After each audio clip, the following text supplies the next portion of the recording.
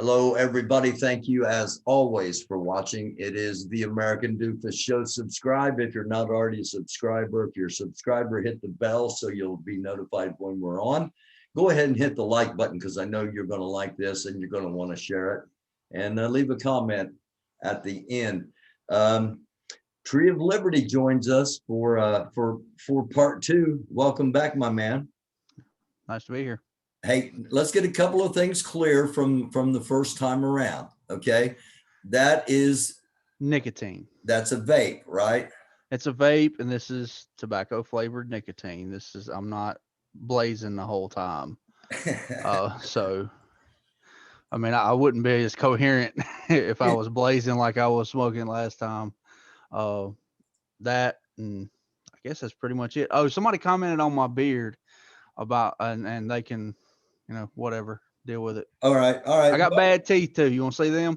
No, that's all right, man. You know what I mean? So yeah, I'm not worried about it. No, that's not what this program's ever been about. No, I was just addressing a couple of comments that were made. So cool. All right.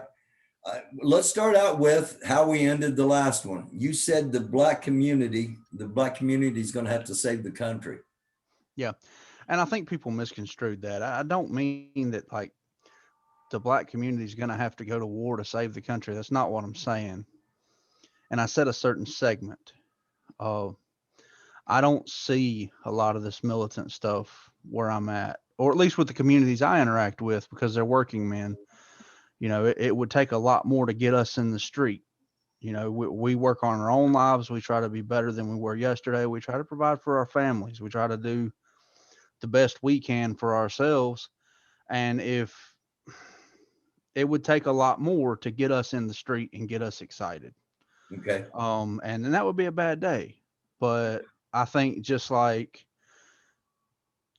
I would tell somebody that told me they were a member of a neo-Nazi group or something like that, dude, you're an idiot. Like, I think the same thing needs to go on the other side. And the white liberals, big L liberals too, they need to do the same thing. Antifa's out of control. Like this, I understand protest, fine. But don't leave your suburb, go to a black community and help or just tear up theirs and then go back home.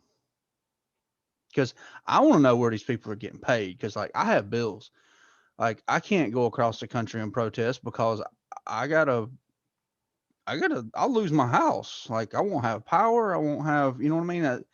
That's the people I interact with. And that certain segment of the black community, what I mean is the ones that are in the middle, like I won't say we because I'm not want to speak for you, but like most people are, like most working class people need to go look. And I've said this before, it's going to be both. It's going to be two extremes fighting the middle. And the middle needs to check the extremes. But I can't go check the NFAC. Right? Right. And they can't go check a neo-Nazi group. Right. See what I mean? Yeah. So there's these two, imagine a Venn diagram, I can move in certain circles that other people can't move in. You see what I mean? Like I'm not going to be welcome, but I'm not going to be a target immediately. Other than, probably slurs. I don't know how many people know just how many white people were lynched, but it was a lot.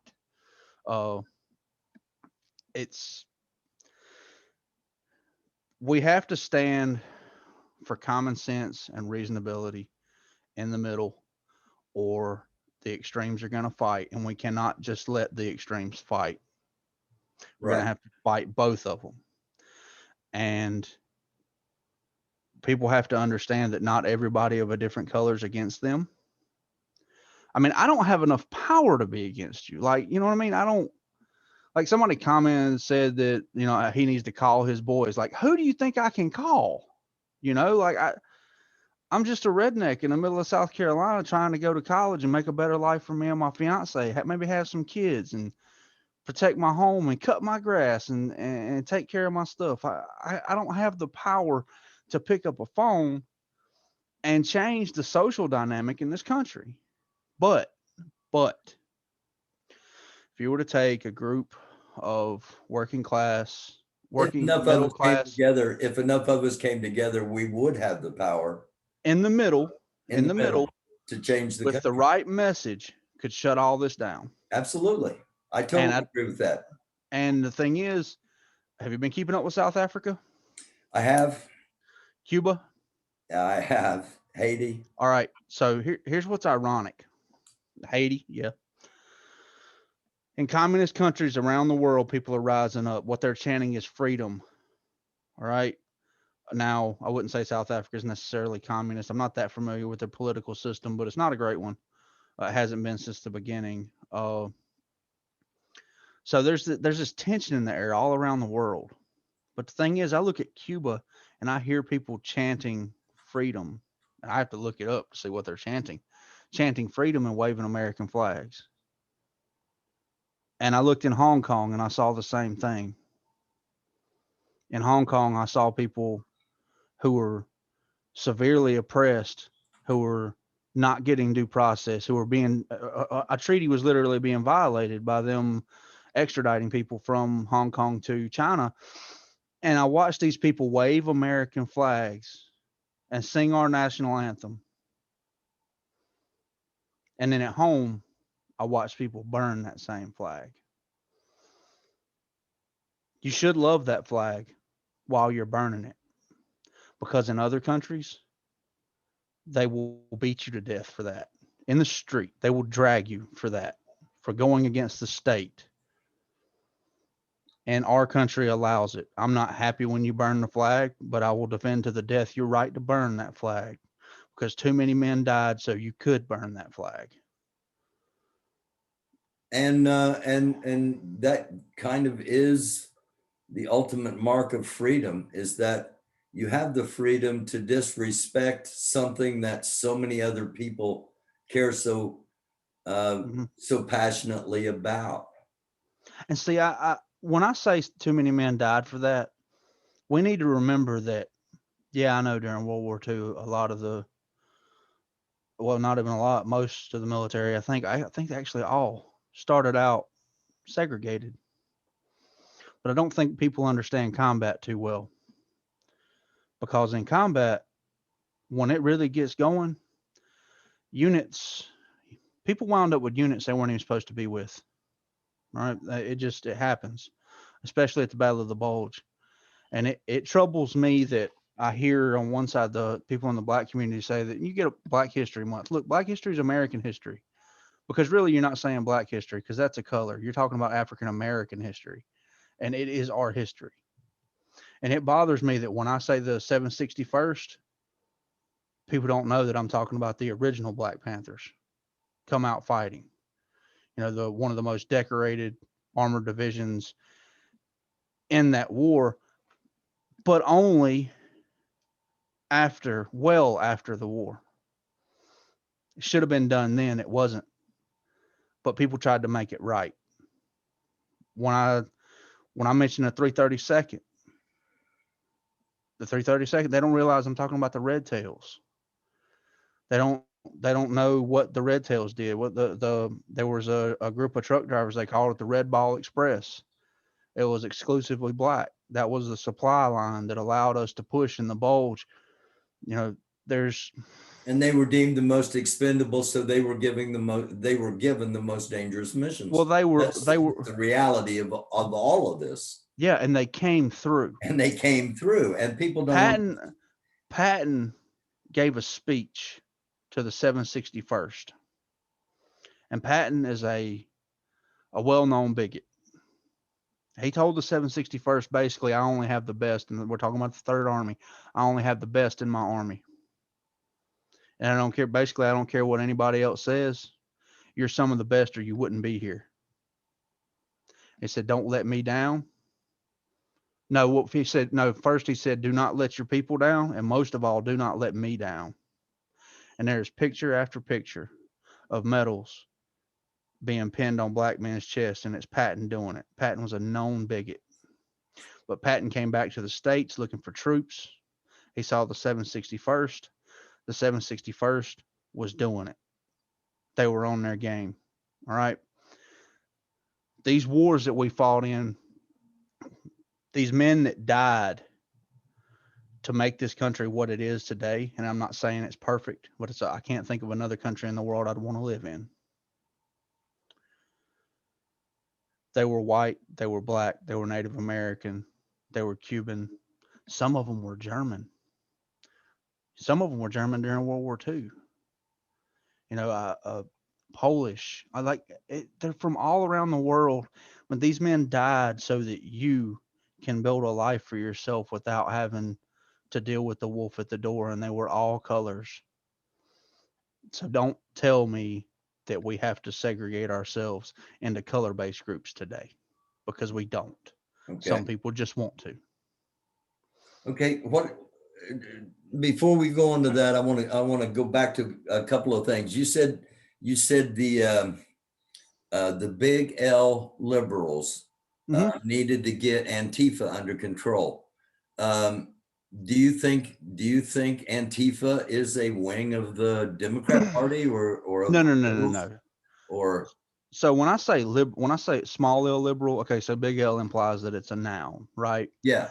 So Democrats call themselves liberal, but most of their policies are pretty illiberal. A true liberal is somebody who says, and this is partially what I believe, I should be able to do whatever I want to. Everybody in this country should be able to do whatever they want to, up until the point that it harms someone else. And That's a true liberal. And let's make clear also, liberal it's a derivative of liberty. Liberty, yes. So it's been painted as a horrific thing to be when actually it's the history of America. That's why the distinction is it's just because somehow painted as weak. Well, so that's why the distinction between a big L liberal and a small L liberal. So a true liberal or a small L liberal has the belief that you should be able to do whatever you want to up until the point that you harm someone else. Big L liberal is a term that was adopted by people, and I hate to really say on the left because that puts people into a category, but for lack of better ways of describing it, people on the left a lot of them are big L liberals. So a big L liberal doesn't necessarily hold the idea that you should be able to do whatever you want to. Big L liberals are the same ones that think that these things on the wall behind me are somehow dangerous where they're sitting, so that's why I make the distinguish between a big L liberal and a small L liberal, because Okay. small L liberal is hippies that want to live on a farm by themselves, grow their own food, and be left alone. That's most rednecks. We want to live in quiet in the country and be left alone. Yeah. That's all we just want to be left alone. Okay. What's your definition of Antifa? Okay, so How do you I don't get to define it because Antifa was originally anti-fascist. Okay, you're right. Yeah, because it just as liberal Anti-fascist.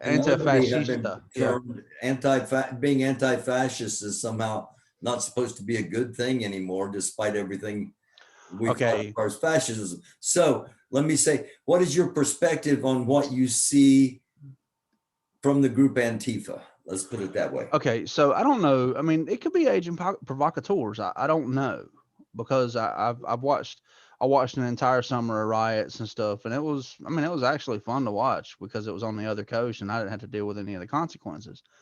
But so I can. Well, I mean, that's the truth. That's what we do. We watch it like it's a made-for-TV movie. I was just about to say it is the only actual reality television is what we choose to restream on here that is actually going on. There's no scripts. There's no, there's no known good guy, bad guy. It's this is what we're watching. This is what's happening. This is real. And we're giving it to you so you can make your own judgments on it. So for instance, I could call myself whatever I want to. Mm-hmm. Right. And that's kind of what Antifa's done, because fascism is basically my way or the highway at the end of a truncheon by a state. Basically we'll knock your head in if you don't fall in line. We'll disappear you. We'll black bag you. I think it's anti-fascista. Came out. It was basically in Italy. I think it's where it started. And then, of course, there was a movement in Germany and all that. And these people were really rebels. Like, these were real freedom fighters. These were the contacts that people were meeting to helped sabotage the German war effort and stuff like that, and the Italian war effort as well. But today, to call our government fascist is just wrong.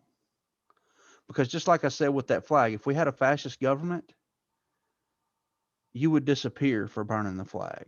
Mm-hmm. For if you And if we had a communist government, you would disappear for burning yes, the flag. And the government is also said to be full of communists. well, we let that happen. The communists, the communists and socialists, they infiltrated the intelligentsia or the university right after World War II. I forget the guy's name, but we were warned about it. Like they the big universities have had communists in them forever, and I get it. Like it's a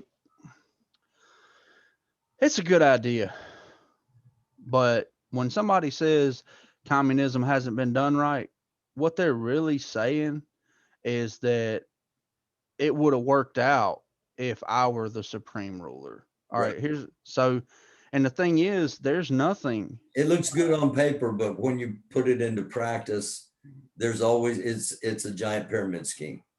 Well, how do you equalize across so many different groups? Exactly. You know, Exactly. if you start with race, do you stop there? Do you then equalize for amount of race? So we need to DNA test everybody. Uh, do you equalize for intelligence quotient? Do you equalize for medical problems? Do you equalize for amount of testosterone? I And mean, see, there's a million. yeah, and all the divisions that you're pointing out right now were the divisions that the fascist Nazis used to determine the structure of Germany. Yeah, and How much Aryan are you? mhm. If you're not Aryan, you're disposable. I They mean, were actually so wrong. They were actually wrong too. The Aryan Superman thing, that was a myth.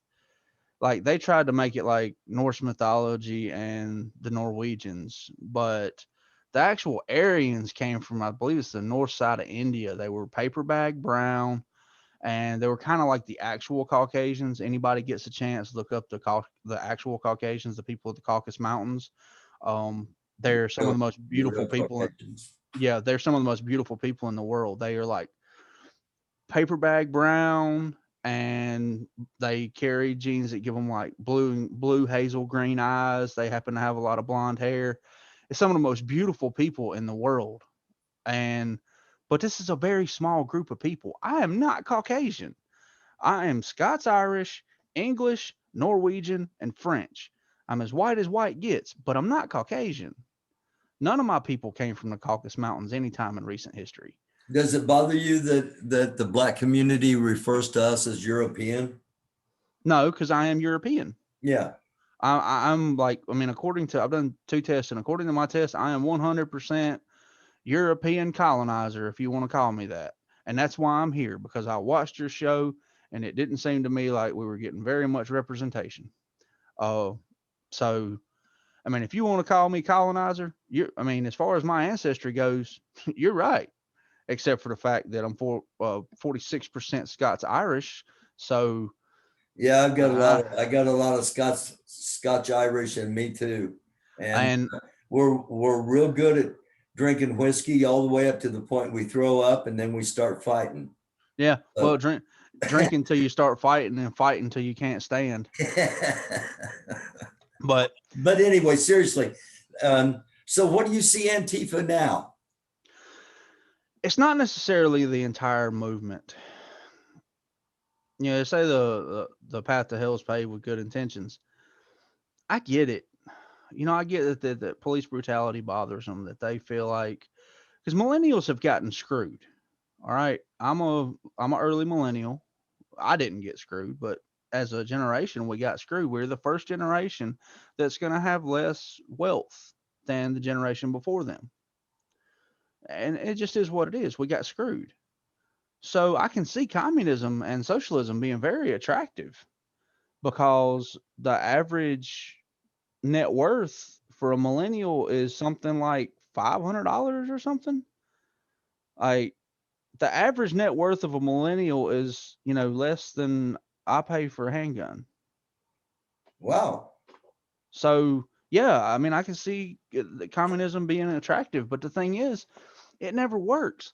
It's communism and socialism together, communism, socialism, Marxism, all that together has accounted for more death on our planet than anything else.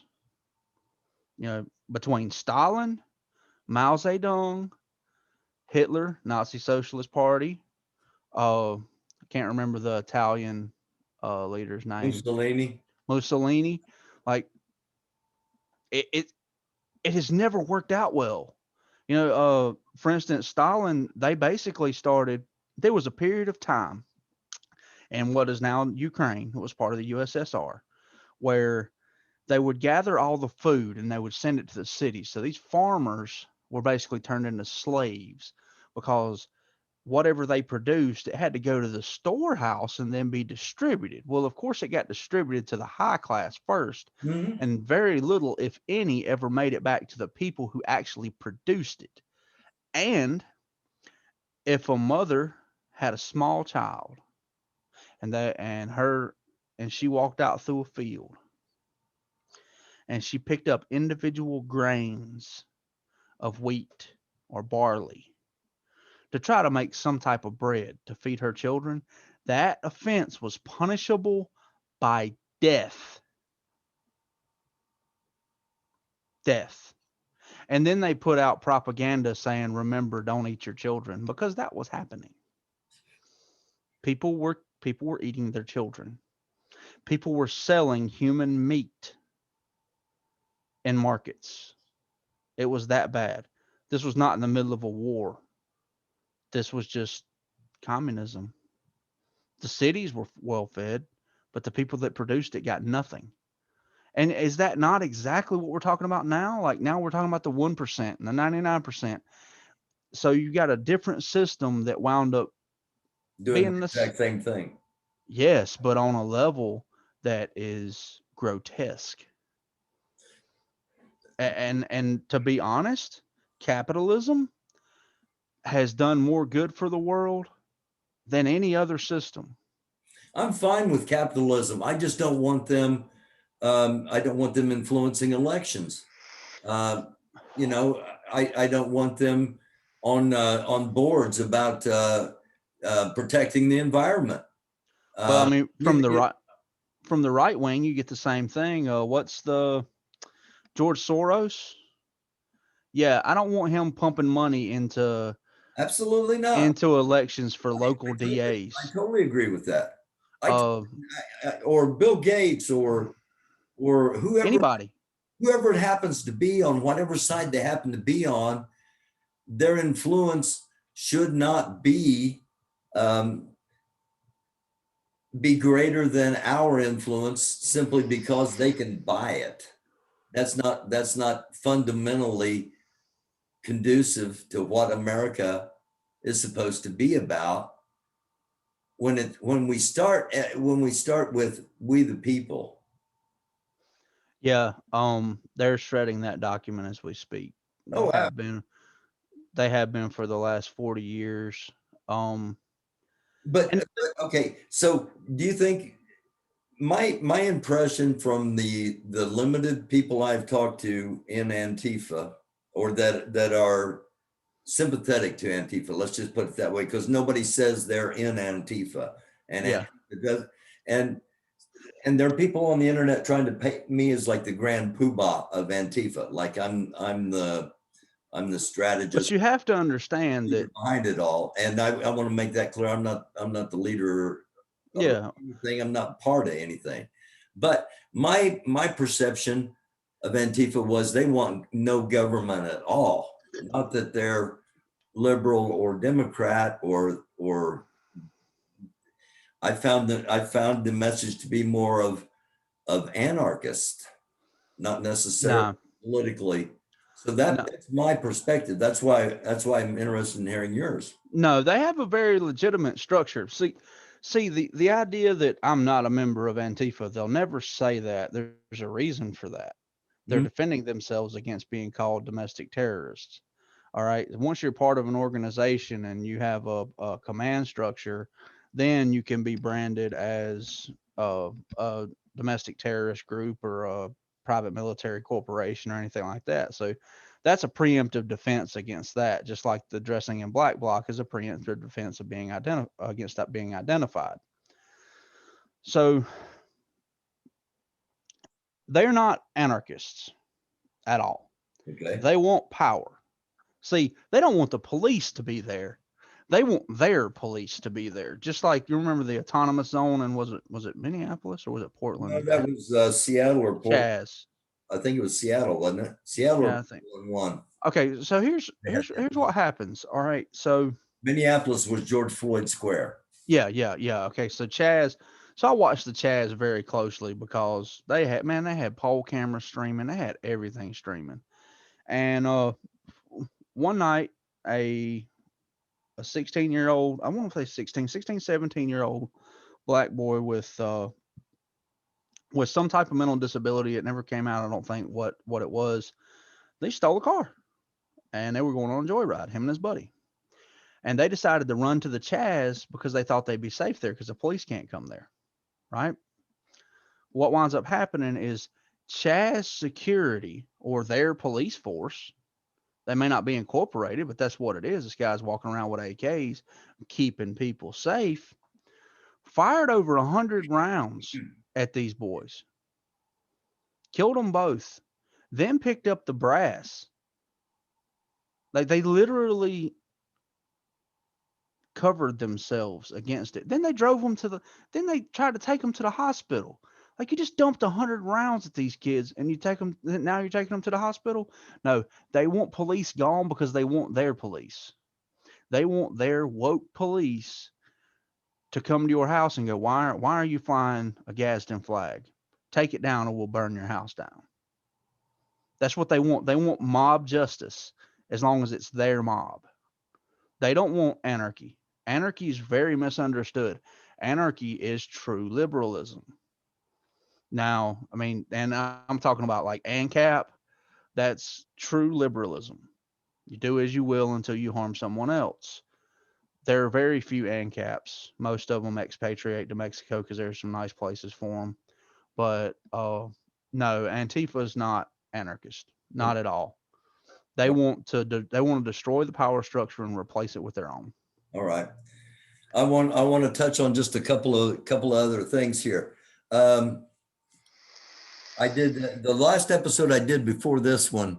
I talked about um, the Reverend Al Sharpton and Attorney Ben Crump being involved with Hunter Britton, this 17-year-old that was killed by police. What do you think about that? I think it's a good move. I think Ben Crump is a race hustler. I think he's made a bunch of money off of a bunch of people's misery. Uh, don't think much of the Reverend Al Sharpton either. Then how? But if he's making a move towards let's deal with police brutality as a whole, when the man's right, the man's right. There you go. Because I don't see very many videos of Tony Tempa. Tony Temple was very similar to George Floyd, except it was 13 minutes. They laughed at him, made fun of him, and he was actually the one who called police for help. But he was a white guy, so no. Uh, what Derek Shaver, no big, no bunch of stuff for him. Unarmed guy drunk in a hotel room winds up dead on the floor. Two people screaming commands at him, and he gets lit up. No, look, this this happens to everybody, and it needs to be addressed. And the thing is, you can have allies. All you have to do is address the problem instead of the problem for your people. That's all you got to do. Once that happens, it's over. There will have to be change. Now, at the same time, though, and I thought about this through the week, we also have to understand that I have made, and it wound up costing me. You see, my hand's not exactly right. That's what it cost me. That was almost a $500,000 mistake at work for the company. I lost this and I got paid. But the company, the bones from that finger that's missing, tore up a machine. And between downtime and everything else, that's almost a $500,000 mistake. It happens. It happens in every profession. The difference is with a cop, he doesn't make a $500,000 mistake. He makes a $27 million mistake. And the money for that mistake comes out of taxpayers' pockets. But more importantly, it usually either changes somebody's life or ends somebody's life. But it doesn't change the fact that it's a mistake. We have to understand that. Now, if there are cops out there that are happy about what they're doing, that are doing this stuff because they like to do it, they're in the wrong profession and we need to deal with them. But you cannot ask somebody to put their life on the line to help keep your community safe and then throw them under the bus at every turn. Now, I'm not saying they shouldn't be tried. I'm not saying they should be immune. I'm not saying any of that. What I'm saying is you have to hear what happened and you have to look at the circumstances on each individual thing. I'm not going to sit here and tell you every unarmed black man that was killed in an unjustified manner. We have to look at every one, and I need all the information on every one because I have to try to put myself in that officer's place and understand that they have families too and they want to go home. So until we got robots that can do it, or I'm a big fan of what I've never seen. I've always heard, especially in the inner cities, black community saying that they wanted to police their own communities, become cops. Like I'm all behind that. If you want like people from your community policing your community, which is what we basically have in rural areas. All the people that are on the police force are local people and that we're interconnected with them. You can do that, but you have to have people from your neighborhood, from your county joining the police force. And that will change a lot of things too because you'll know each other and you'll have more respect for each other and they'll be held to account because they live in that area. Now, I don't think that'll help the inner city much, but a lot of these more rural areas it will. I would love to see that, but you have to join the police force. Do you think it's incredibly hard to be a black police officer during these times? Oh yeah. Oh yeah. Oh yeah. I've sat there and watched BLM scream and yell and use every racial epithet at black officers that they can. And the thing is, you don't know that man. You don't know him. When you look at those police lines that, especially for crowd control and stuff, you don't know those men. You don't know their hearts. You know their job and you know that uniform. You do not know them. And like I said before, I've been surprised by people. I've listened to people that talked hood as can be and found out after having conversations with them that they were highly intelligent. They didn't sound it, but it's just the way they spoke because that's what they grew up around. And I'm thinking of one particular individual, highly intelligent. And I know that's throughout this community. And I would also like to see the culture change a little bit. Like if you have especially a young black male that's really intelligent, how about don't pick on him for it? Don't tell him he's acting white. Don't no. How about lifting him up? Encourage him. Like, and I saw that in the small rural school that I went to. Like, if he's if he can make something of himself, help him. I feel like the inner cities and stuff like that. I feel like the younger black men feel like the only way out is selling drugs or strong arm robbery or athletics. But if you got a young black male that likes anime and stuff like that, he's going to get picked on. Saw it myself. I know it's true, and anybody being honest knows it's true. How about not picking on him for it? How about being proud of him and lifting him up, and then make it work? Like, what do whenever somebody from the inner city, like say, makes it big in athletics, what do? I mean, let's just be honest. What do? They First thing they do. moved to a big area with a lot of big houses and Usually generally. a bunch of white people, right? Yeah, white communities. They move to big gated communities and stuff like that. They don't get, some of them do. Most of them, they're not giving anything back to the hood, but you got to, at the same time, you got to understand that once they've got something, they don't want to run around and hang around with Pookie and Ray Ray, because Pookie and Ray Ray are going to snatch your chain and put 3 bullets in your chest and not think twice about it. Like, and the white community's got the same thing. We call them meth heads.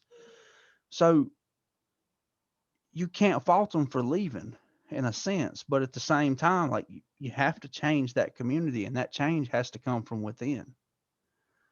And I don't see that we can do that. Now, if we had a bunch of black police officers in those neighborhoods, say you got a neighborhood that's like 99% black. Say there wasn't a single white police officer that ever went in there, and every one of them lived in that neighborhood. That'd be great. I mean, that's kind of what the Black Panthers originally tried to do. But they made the mistake of incorporating themselves and drawing a bunch of attention. And, well, the Alphabet Boys showed up, and that usually goes bad. And don't act like it only happened to them, because it happened at Waco and Ruby Ridge too. And Waco's on film, and it's the most atrocious thing I think our government's ever done. And that was under a Democrat administration with Janet Reno as Yeah, and Bill Clinton as president of the United States. I feel like it violated posse comitatus. They took National Guard assets and used them against civilians. As far as I was concerned, that was a violation of posse comitatus. Now, but once again, that document don't mean anything. And especially if you're not the same color I am, here's what I want you to understand about the founding documents of this country. Was there slavery when it was founded? Yes. But look into the history. There was a lot of debate on whether it was going to be there or not. Came down to one vote. Yeah. And I think his name was Butler. He was a judge, and he voted to remove slavery because he didn't want to be remembered in history as the person who kept the United States from declaring independence. yeah, so that's how much it was debated. It was debated a lot, and it's not like it was just everything was So I believe that the men that wrote that really believed what they wrote down, and I don't believe they meant white men, because I know one thing: they had big old brass balls, and if that's what they meant, that's what they would have wrote down. And Frederick Douglass came along, and what did he use as his argument? His argument was and the entire civil rights movement has been the argument of the very words that were written in the founding document were the argument that they used. I can't prove this, but here's what I think happened. Here's what I hope happened. I hope that men that we don't give enough credit for being intelligent put in the machinery into that document to end slavery on day one. They just couldn't do it on day one. Okay. I think the specific wording of that document was always intended to end it. And then, like, the 3/5 compromise, that gets misconstrued all the time too. That was a Northern power move. The Southern states wanted every slave to count as an entire person for purposes of apportionment. That would have given the South many more representatives Mm-hmm. in the next census, as all representations based on the number of people in each district. So by not counting them as people, which was a Northern anti-slavery move of power, Yep. it regulated them in the document to 3/5. Or no, it didn't say, because people always say it said they were 3/5 of a person. It said 3/5 of the persons. So 3/5 of the population would be counted, not each one counts as 3/5. Right. All right. But that was a Northern argument. So you have to square this when you look at that. Men who owned slaves were arguing that they should count as an entire person. Because it benefited their representation in the federal government. There you go. And people in the North who were anti-slavery, even though there were plenty of slaves there, but anyway, who were the ones who were in the North. I think at the time it was the Dixiecrats and the Whigs. Well, it was the Whigs. They were arguing that 3/5 of them should count. So the very people, the Whig Party broke up, and then you had the Republican Party come in, which was basically established by black people for the most part. Black people were Republican up until LBJ. And LBJ screwed them and sold them an okie doke. And here we are today. But I don't think the North, that whole 3/5 compromise, not one part of that had anything to do with their humanity or caring for them for either side. Neither side cared for them. It was a power play by both sides. Same thing with Abraham Lincoln. Abraham Lincoln was no hero. Abraham Lincoln did what he had to do to maintain the United States as a powerhouse. Because at the end of the day, at the time, they say cotton was king. If they lost the South, the North would have crumbled. They basically were industry for processing the cotton that was coming out of the South. And that was one of the big arguments, is that they were taxing the crap out of the South, and the only cash crops were coming out of the South. So there's a lot more to the Civil War than people let on.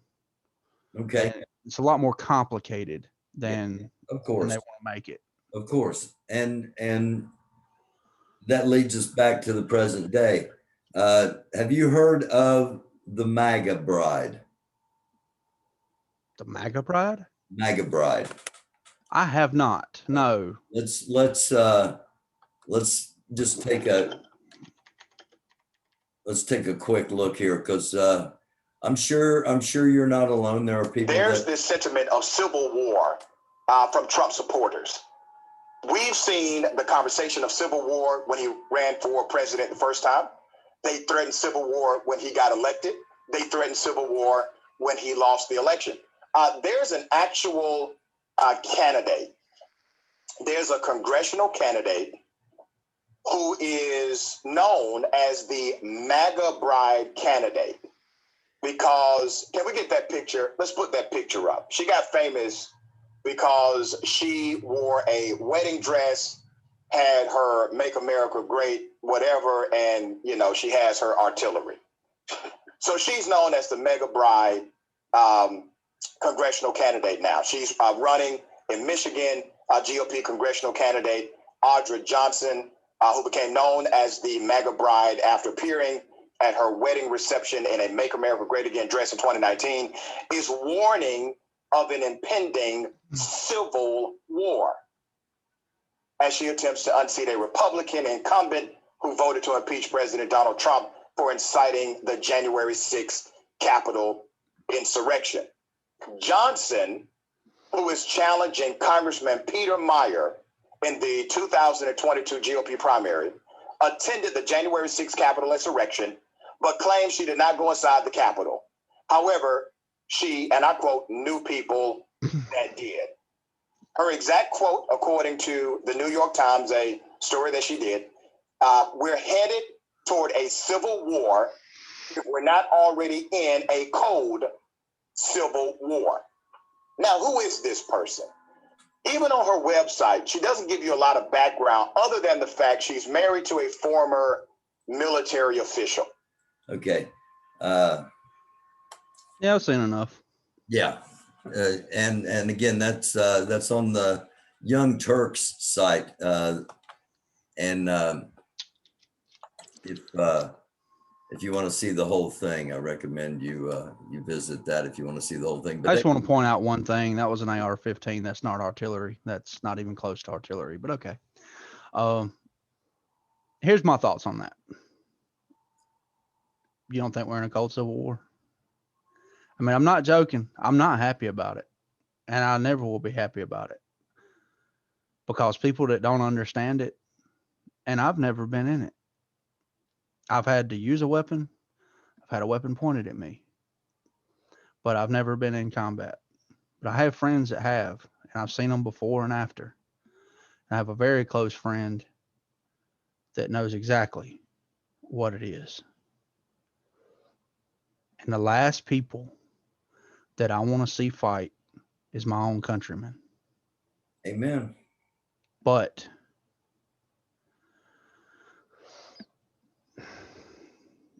I can remember a lot more bipartisanship just 10 years ago. We could look at, like, both sides could sit down and look at one thing and just agree on what reality was. January 6th was a monkey show. It was stupid. But at the same time, what was Congress called in the beginning? The People's House. It's hard to break into something that was called the People's House. And I can show you videos of them being waved in. Waved in. Oh, yeah, no doubt. So now, were there people who did things that were wrong? Yes. Was it a stunt? Yes.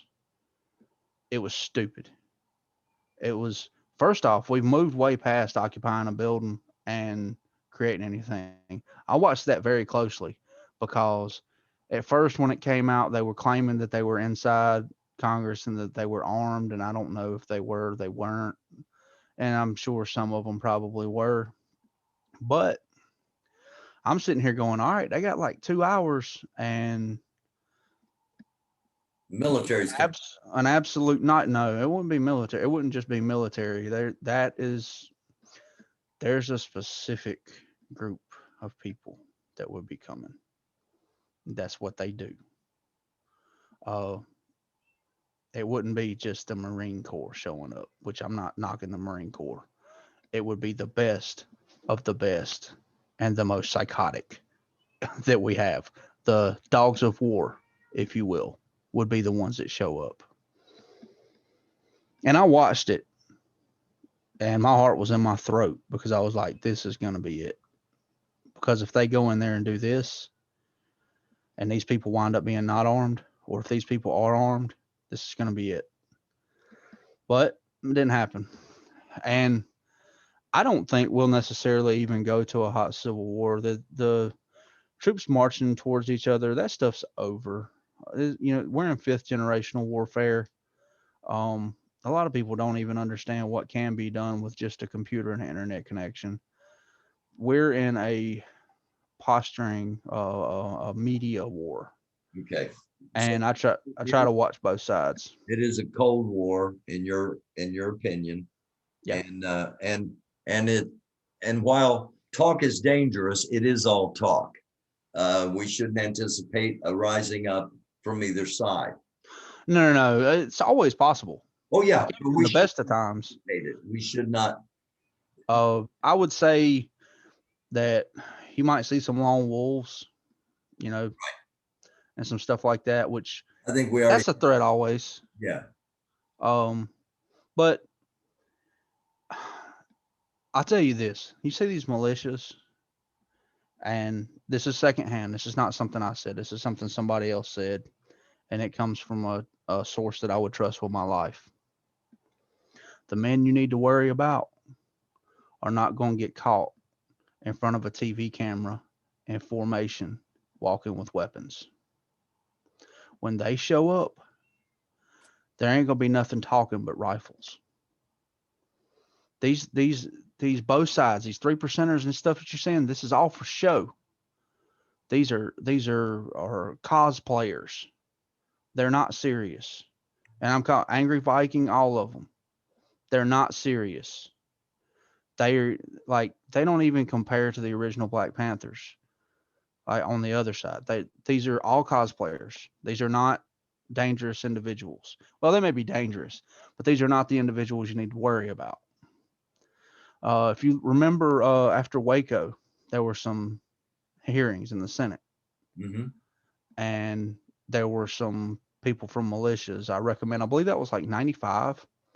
I recommend that people go back and watch and listen to those men speak and just understand the difference between what they say and what you hear these people say.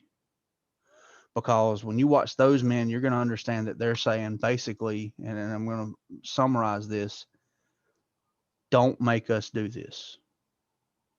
This is nowhere we should go.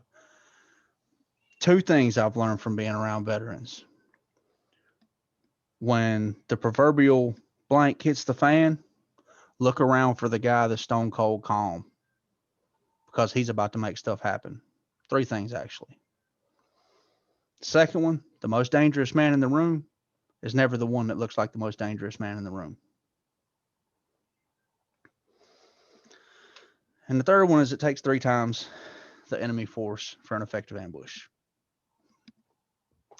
But you can't. There with the mostest, the quickest, without the other one knowing they're coming, generally wins the fight.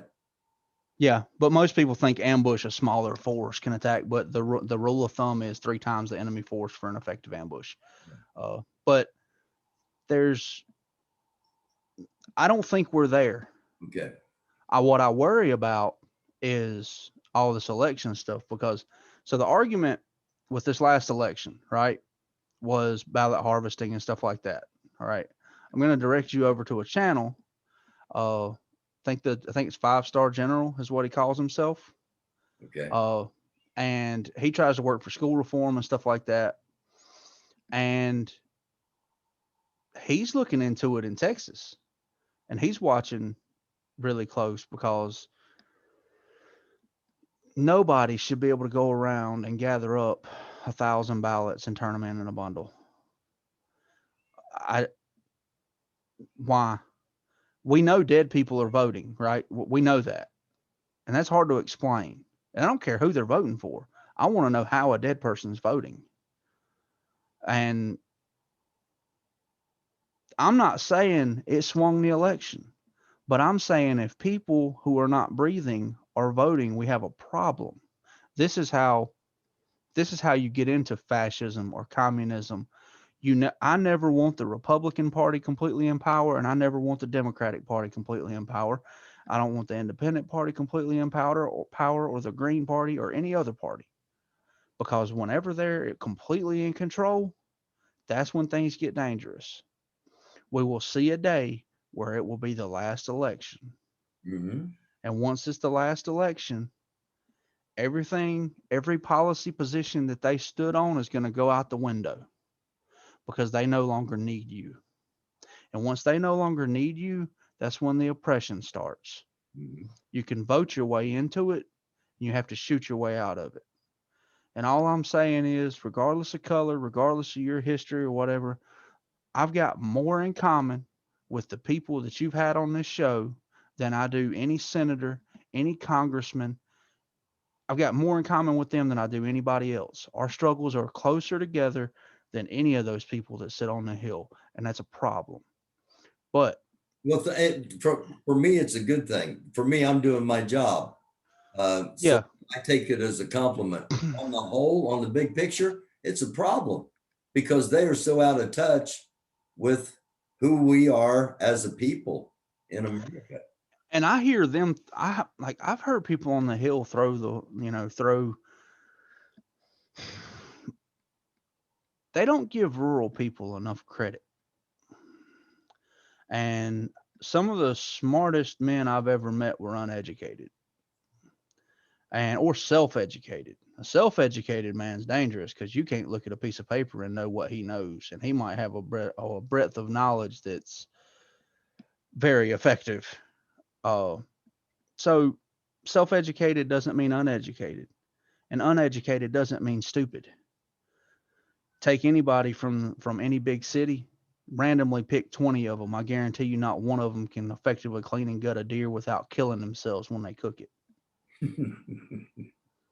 I guarantee you that they have no idea how to get the parasites out of a wild hog before they eat it. But I do. And I'm not even that country. I got a good internet connection. But I know people Yeah. who are that country. Mhm. And those people are the only people that if everything crumbles, they know exactly how to make it. And they are predominantly white. Okay. And actually not even that. I mean, it depends on where you are. Once again, it's regional because there's a lot of black farmers here and a lot of like we have a lot of black necks.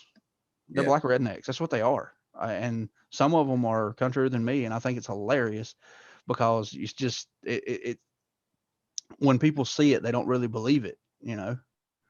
And here it's just normal. Uh, had a guy order one grit before when I was sitting in a diner. He didn't want a bunch of grits. He just He wanted. just wanted to try them. He just wanted one grit.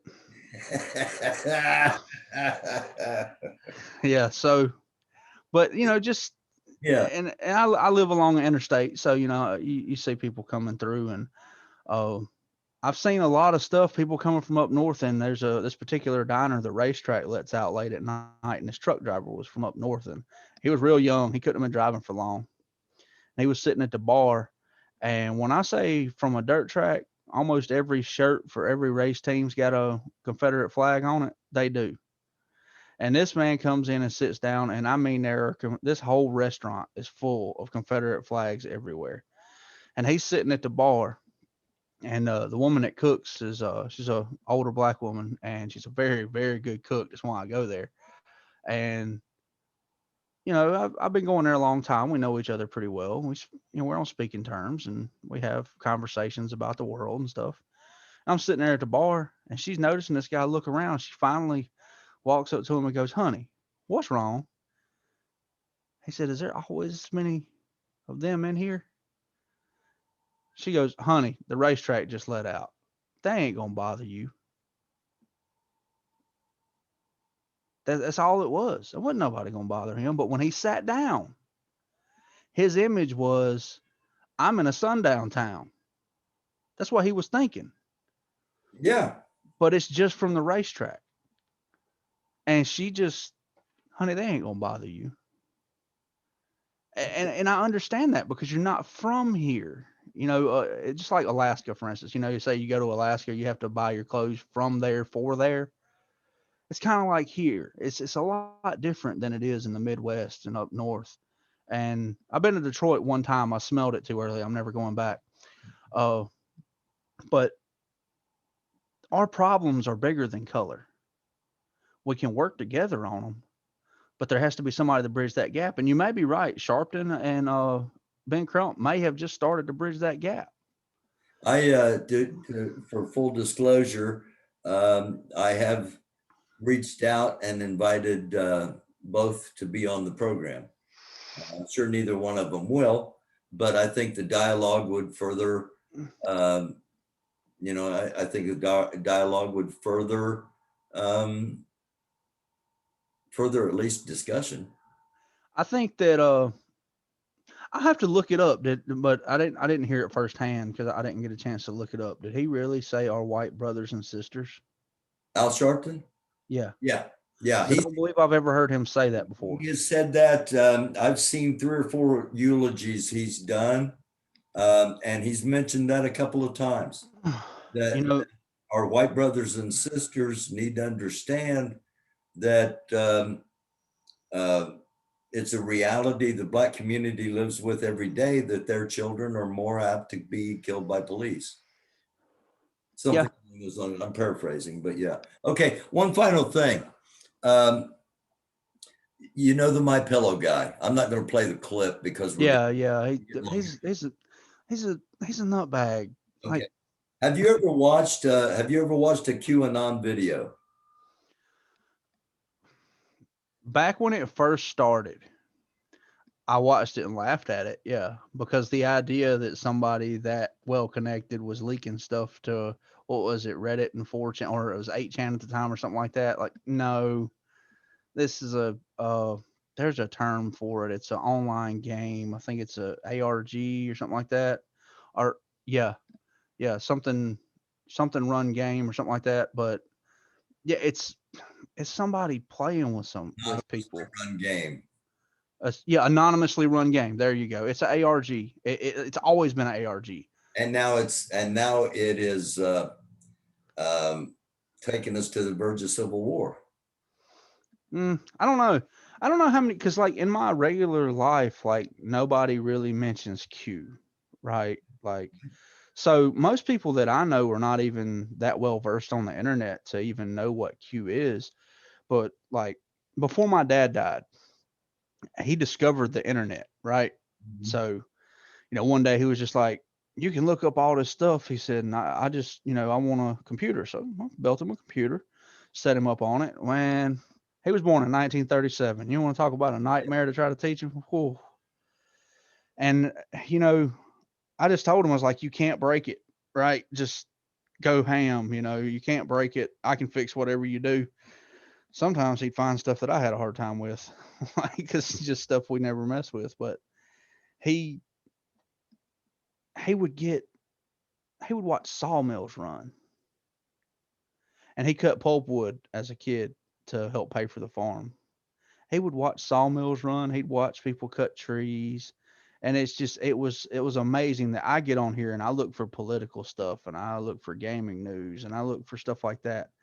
And this 80-year-old man sits down in front of YouTube and watches a young man work in the woods. And I mean, when it's 3 o'clock in the morning and you hear a sawmill, yeah, and it's just in the middle of the night, whenever he's up, you just hear a sawmill running, and he couldn't hear real well. So, it's turned up loud and he had chainsaws running. It was a nightmare at night, but I mean, he gave me a house, so I just shut up and deal with it. So, but it wasn't just that. He would get on there and people would start talking about flat earth. And that's when I had to have a conversation with him. I was like, Daddy, you're used to watching network news, which is crap now anyway. But anyway, and you're used to watching curated content, which I had to explain what curated meant. He learned to read from comic books, by the way, penny comics. He had an 8th grade education, and he gave every one of his sons a house and land with an 8th grade education. So there you go about uneducated men. But he would run into these conspiracy theories and he would call me in there and he'd be like, boy, this kind of makes sense. And no. I was like, and I had to explain to him, like, any idiot can post on here. Like, I can make a channel right now and just run wild and people construct stuff. And I finally told him, I was like, anytime you hear a robotic voice, oh yes, it's bull. Yeah. It's absolute bull. If somebody won't sit down in front of a camera and put their face to what they're saying, don't believe any of it, because it's absolute bull. That's one reason I didn't wear a mask. I know some of you people have come on here have worn a mask. That's why I didn't wear a mask, because if I have to wear a mask to come on here, then it takes away from the credibility of what I'm saying. This way, I'm putting my reputation with the people that I know on the line. And by the way, everybody that I know, everybody in my circle is going to watch this, and they watched the last one. Mm-hmm. Yeah. Because they know I'm doing these, and it brings credibility. That QAnon's the same thing. But when you take somebody like my dad, who's older, or when he was before he passed, and you expose them to it, and they don't understand what an ARG is. They don't know what a creepypasta is. They don't understand that people just mess with people on the internet. Mm-hmm. And somebody saw a golden opportunity. Like, for instance, Spitting Image, right? You remember the British show Spitting Image with the puppets? Mm-hmm. I discovered them because they decided to make fun of Trump. but I think they've stopped now.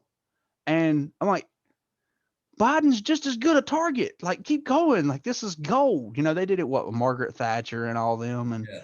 it was great. And I'm like, why did you stop? Because I lost credibility with them because, or I didn't. I lost my respect for them because, yeah, Trump was a great target, but Biden's a great target too.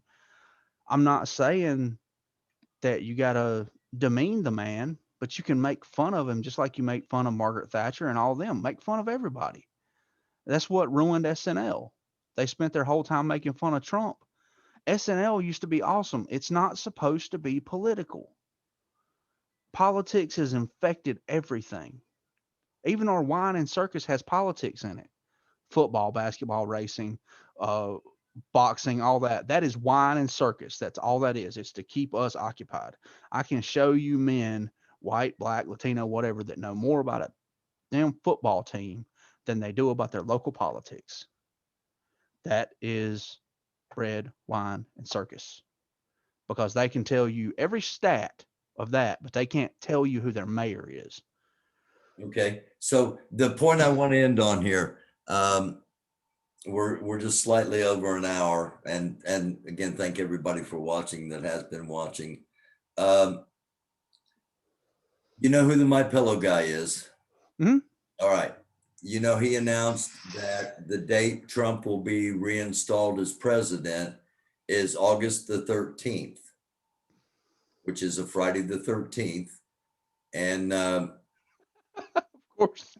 of course, you What is Jason Voorhees going to be his vice president? know. I mean, the guy's a former crackhead, man. Friday the 13th, the movie, and you'll find out who Jason is. Here's what I think about him. I had a lot of respect for him because he's a reformed addict. Yeah, for those that don't know his background, he's got crack, and I believe he's got some meth in his background. Yeah, he reformed himself, and he made a good living, and that is the America I want to see. That's exactly what I want to see. If you look back at the last video that I did, I want everybody to get a second chance. I want everybody to get multiple chances. And I want everybody to be the best that they can absolutely be because you're on the boat with me. And if you're pulling oars with me, I want you to be the best. Okay. Okay. But he had lost that when he started all this crap with the lawyers and stuff for Trump. It wasn't none of his business. It's not his expertise. Now I wonder how much of his brain has holes in it from his former drug use. Right. That's what I think about him. He's a nut job. Like it's a nutcase. All right. Because it seems like when a black man is killed by police, the first thing everybody does is demonize the black man. All right.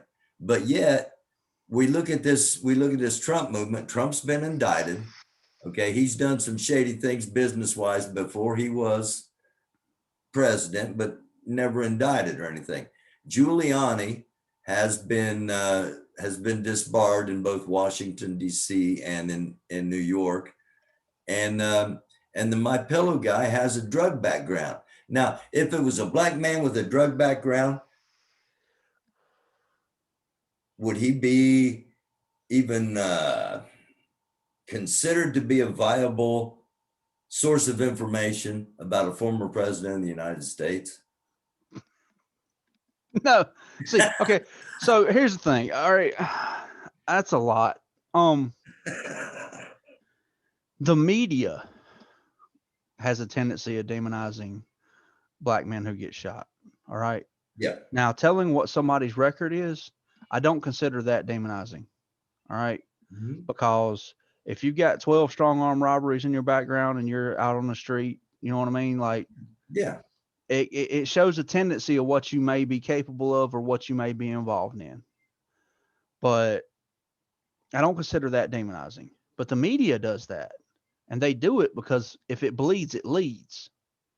And saying that, okay, so are you familiar with the Tuttles? The Tuttles? Yeah. Houston, Texas. No, I don't think so. Look up the Tuttle incident in Houston, Texas. Uh, it's pretty in depth. There's plenty on YouTube. Look it up. This was two white people. For some reason, when you said Tuttles, it sparked something in my head, but I They can't. raided their house and they killed the man and the woman. And come to find out, their confidential informant didn't exist. They tried to plant drugs. Now two of the officers are, I think two or three of the officers are actually being charged. One of the cops got shot. The the weapon that he supposedly fired at the cops disappeared for like 2 months. Like just all kind of crazy stuff. And this was a white couple. All right. This stuff happens to us too. And I'm not, one is too many. And Yeah, I don't care what color they are. All right. We've got huge problems to deal with. And we can deal with them together, or we can fight our own little separate battles, and we can lose. All right. You want to lose the game? This is how you lose the game. But no, he wouldn't be a credible source. But this guy's not a credible source either. Like he sells pillows. Like he's not a what does he have? It's not like if he reformed himself and he sold pillows and then he went to law school and then he this that and the other, he'd have a little credibility. He's got credibility because of his face. It's like Arnold Schwarzenegger running for governor. He won that simply on muscles and face. Nothing about his background that made him anything special. right. And it's the same with everybody. Now, the media demonizes them, and the media does that because one, if it's local media, then they're going to be at least in some way tied into the police department because if they want exclusives, if they want to get stuff nobody else can get and then turn around and sell it as copyrighted material to national chains and stuff like that, they got to stay on good terms with the DA and the prosecutors and all that. So they're kind of going to be on their team. So locally, you're going to get that because they want that story. They want that story that white cop shoots black man unarmed, black man armed, don't even matter, right?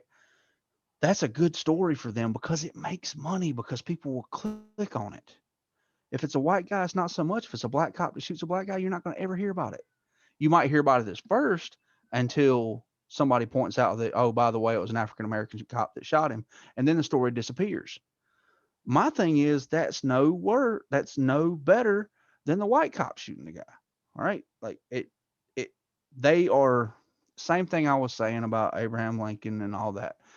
They are twisting the knobs and pulling the levers for their own financial gain. They do not care about you. If you're a black Democrat, here's some hard news. The Democratic Party does not care about you. The Republican Party does not care about me. They do not care. It's all about power. It is easier to turn power into money than it is to turn money into power.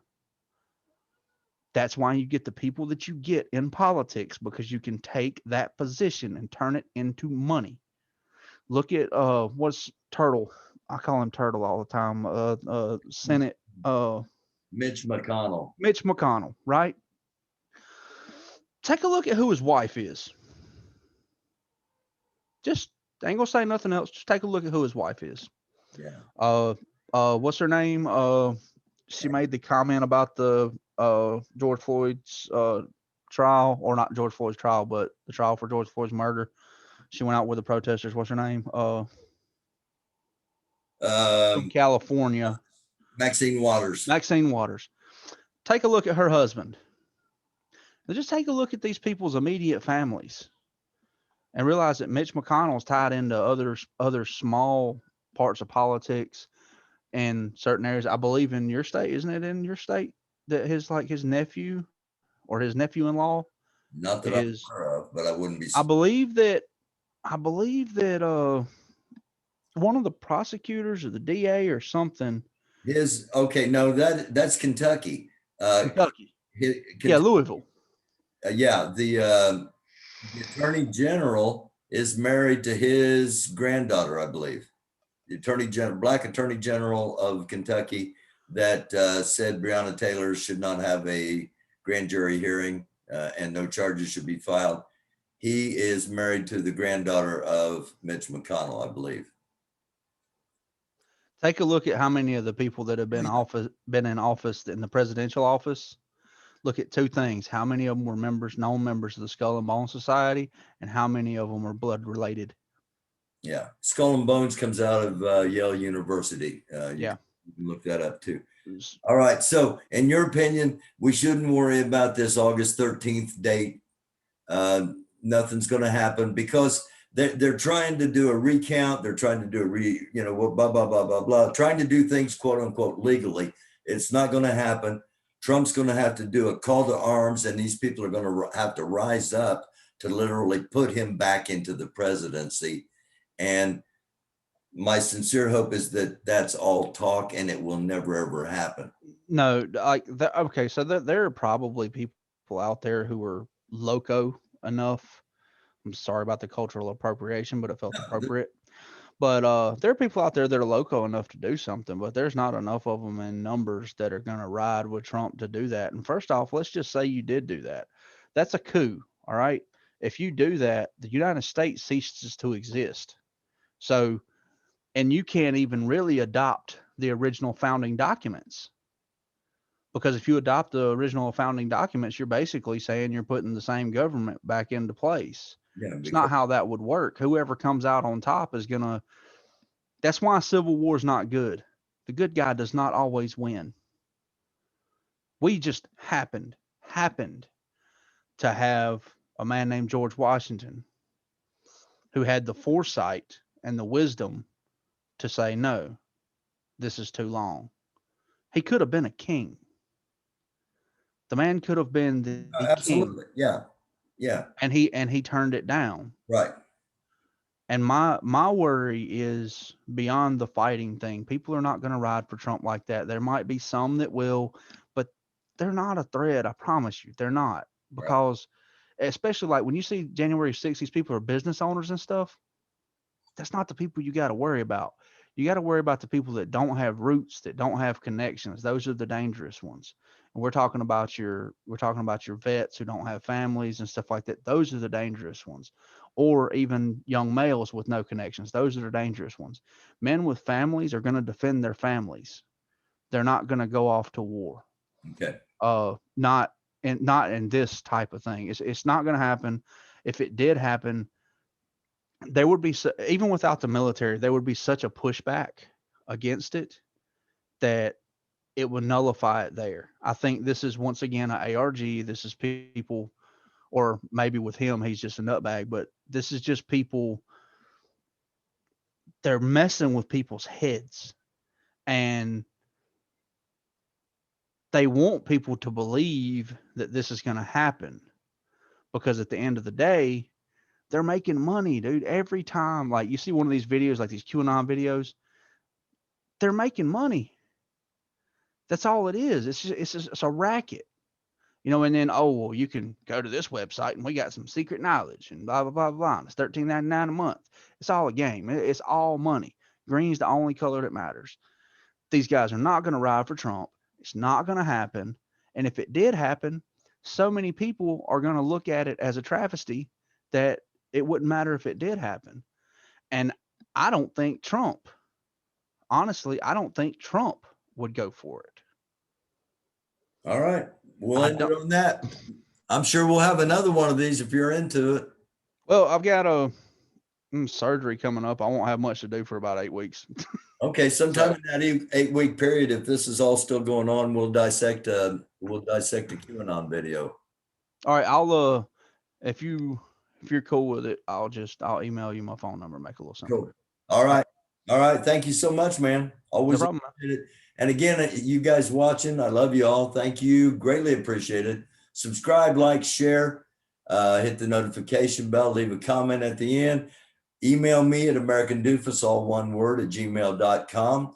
And if you'd like to support the show, it is Cashapp, $americandufus, all one word. Until next time, giving you a lot to think about. Thanks to Tree of Liberty for coming on. Until next time, it is the American Doofus Show. Don't be a doofus. It's a dark world. Do try to be a light. I love you all.